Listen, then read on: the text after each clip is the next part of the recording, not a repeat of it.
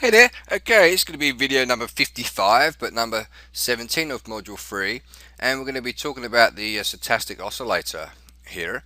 Alright, go ahead to your templates and scroll all the way down to the bottom to vid 55, strategy 15, AC stock.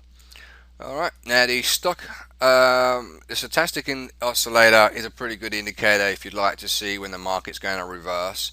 As mentioned in the earlier videos of module 2, you can use it for scalping, but it'll also come in handy as well for using it on larger time frames when you're looking for those big major swings. Alright, so here we can see that anything above 80 is classed as an overbought area, which means later on that the market does need to come back and reverse. Alright, and anything below the 20 areas, anything that's been oversold, and the market again needs to reverse and go back up the other way. Okay, so what I'd like to tend to do is find areas in the market which will be a good place to actually buy and a good place to actually sell. So I'm going to experiment with some of these lines here, and these will be acting as triggers. So the 80 will be an alert. Oops. Sorry, the 80 will be an alert. The 70 will be the actual trigger to get in, and the 30 will be a trigger to get in to go long, and the 20 will be the alert. Okay. I could also maybe perhaps try bisecting those 2 points, maybe 50, and see if I can find any patterns emerging from the 50 level and see how that gets on. And then you start applying these AC rules that we've been learning through all the other videos, so hopefully now you'll come to understand how to use the awesome oscillator. Alright, this will be the last video on the awesome oscillator with other combining pairs, and then the next video we're going to use the next one on the list and then use it in conjunction with all the other ones. Alright, some will actually come out better than other signals, and I'll only use those ones if they're any good. Alright, okay, so let's go ahead and we can find some signals here. And okay, so this looks like, okay, this is on the green, it hits on the 50 level, that hits there at the green bar above the vertical scale on the AC oscillator, well, the Accelerator oscillator. Okay, so right there, that seems to be good. Let's just see if this rings true all the time. That's green, but that bar was actually below this time, but that still went up. And this one was green as well, and that also went up. Okay, that's interesting. Let's take a look at some cells. It's red, and plus it's below the vertical scale. Okay, so that seems to be okay. Here is a buy right here.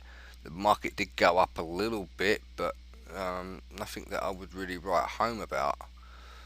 That would have been iffy anyway, because we're kind of on a resistance level. This does look like it might be a viable strategy to use. We can see that it doesn't matter where it is on the vertical scale, as long as it's actually matching the direction color, i.e. anything in an upwards trend is actually marked as a green candle, and anything in a downtrend is marked as a red candle.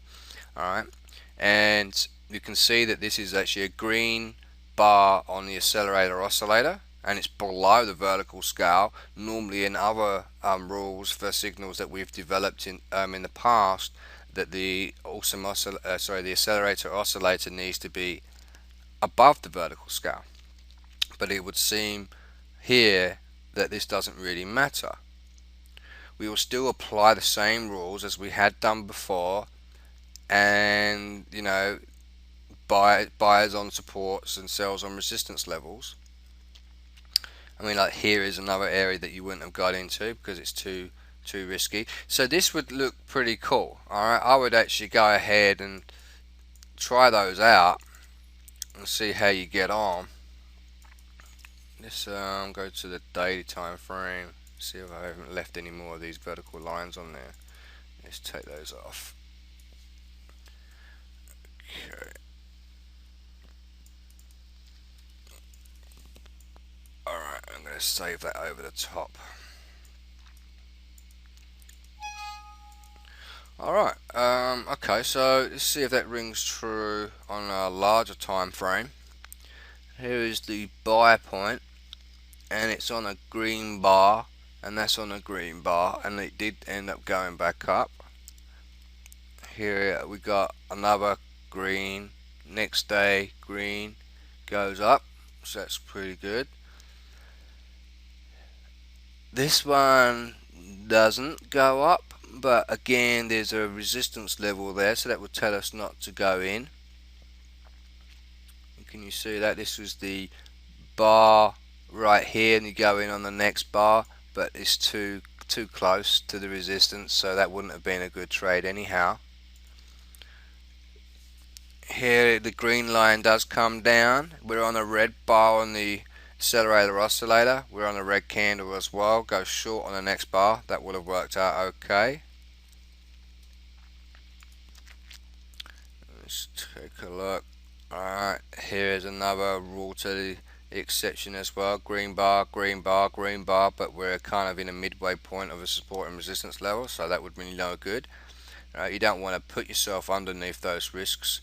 Here is another one. This is a buy trade, but this actually falls on a red bar. Okay, it does go up, but that just seems to be one out of many that we've seen that's done that so far. So because it's not a regular occurrence, it's not something that we can continuously use, because if it's not a regular occurrence, you're going to experience some bad trades as well.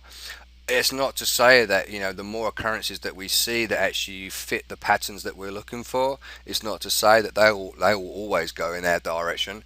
There are other factors that come into play, where you put your stop losses, where you put your take profits, if you walk away from the PC for a period of time.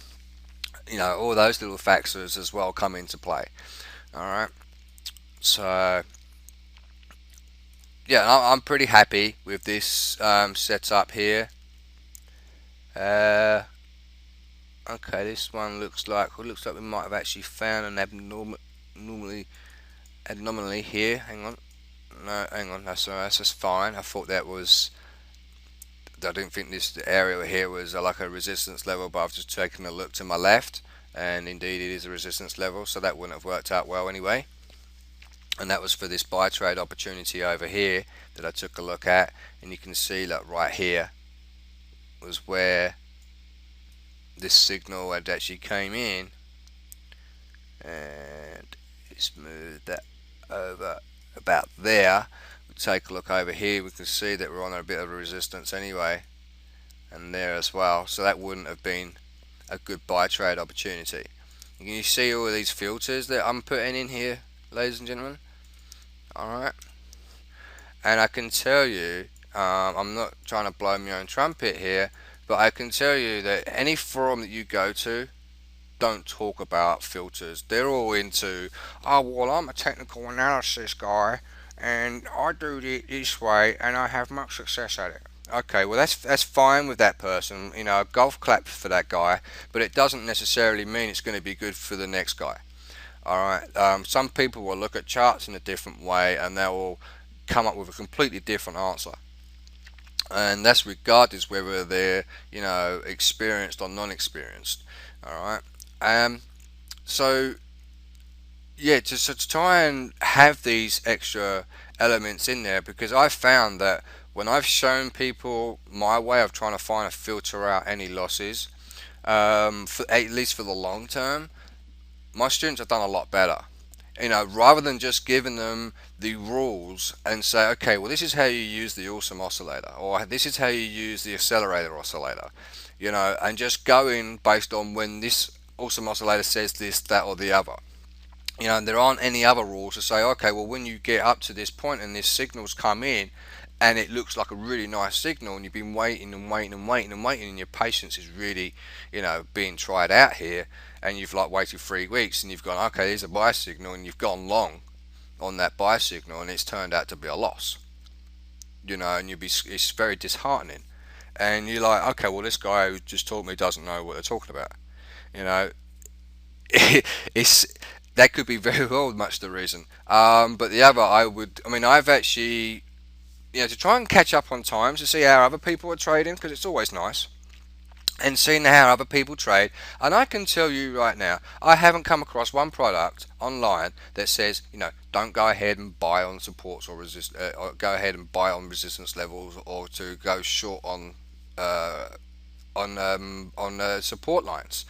All right. I mean, why don't I'm thinking, well, why don't these people, if they've been trading all this time, why don't they put this into their strategies, into their thought processes? It just baffles me. Um, so always use support and resistance levels, as the first thing, you know, that you do. Treat them like as your pair of socks. It's the first thing you're going to probably do, right? Well, one of the first 5 things you're going to probably do when you wake up in the morning is put your socks on and then go and have a wash or whatever. You don't want to get cold feet, kind of thing. All right, but anyways, yeah. But enough of my analogies. All right. So yeah, so give that a try, and just always remember about those filtering areas, okay, and see how you get on. All right. Again, I'm only going to be showing you on like 4 hour and daily time frames. I wouldn't recommend anything lower than the hour time frame, if I can be honest with you. Hour time frames are pretty good. If you're going to study off the hour time frames, I would basically target anywhere between 50 and 80 pips. All right. There is a possibility for you to get larger pip gains out of it on the lower time frames. But if you want to go for those like 100 pip plus pips, then use the 4 hour on daily. Alright, so study this for about 2 to 3 days, get familiar with it, okay, and I will see you very soon in the next video. But the next video and those following it will have a different set of indicators on there altogether. Alright, so we're going to show you another area of actually pulling out some pretty good signals. Alright, so until then, I will see you in the next video. Bye for now.